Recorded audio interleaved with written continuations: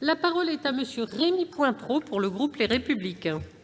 Oui, merci Madame la Présidente, Monsieur le Ministre et mes chers collègues. Je voudrais tout d'abord remercier la délégation sénatoriale à la prospective avec son président Mathieu Darnaud ainsi que notre collègue Olivier Jacquin pour ce rapport relatif aux mobilités dans les espaces peu denses. C'est un sujet sur lequel j'ai travaillé en qualité de président d'une association défendant la LGV POC mobilité, un projet qui permettrait de faire de l'aménagement du territoire pour relier le Grand Centre et l'Auvergne au réseau européen.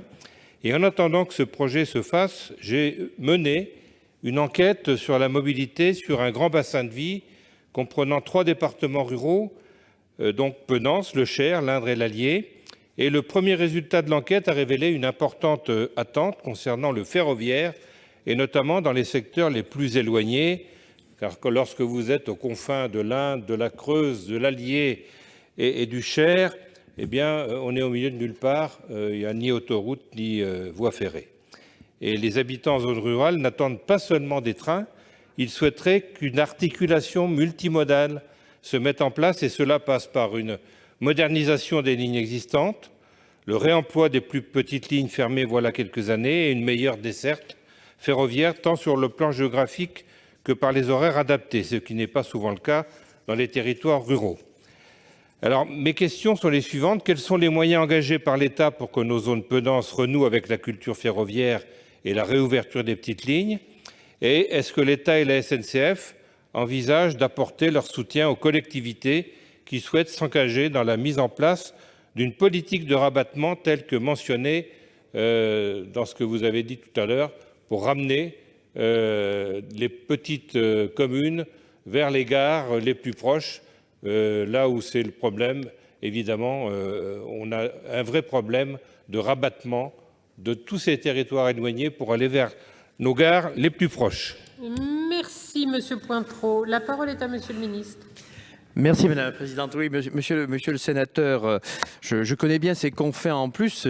J'arrive à m'y rendre même, je dois dire, même à visiter Saint-Amand-Montrond de temps en temps, mais par des modes de transport, mais qui sont effectivement quelquefois difficiles. Vous savez qu'en début de mandat, le président de la République s'est résolument prononcé en faveur d'une priorisation des transports du quotidien et une rénovation du réseau ferroviaire existant. C'est une demande que nous portions à un certain nombre d'élus depuis fort longtemps et qui a été, j'allais dire, enfin entendu. Alors après des décennies de sous-investissement dans les lignes de desserte fine du territoire, le gouvernement a engagé avec les régions et SNCF Réseau un plan de revitalisation comprenant plusieurs outils. D'abord l'État, SNCF Réseau et les régions élaborent en lien avec les CPER des protocoles d'accord répartissant le financement des remises à niveau de ces lignes. Au total de 7,7 milliards d'euros qui vont être investis d'ici à 2032 pour la régénération. En réponse à une forte demande des territoires, un décret d'application de la loi LOM publié fin décembre autorise les transferts de gestion aux régions volontaires. Il leur permet d'adapter la gestion des lignes pour maintenir ou réinstaurer un service ferroviaire dans ces territoires. Et des études sont menées sur le développement de trains que je qualifierais de trains frugaux modulables qui permettent de réduire les coûts d'exploitation et de maintenance. C'est un plan qui participera à la redynamisation de l'offre et favorisera la participation de l'ensemble de ces petites lignes à l'intermodalité.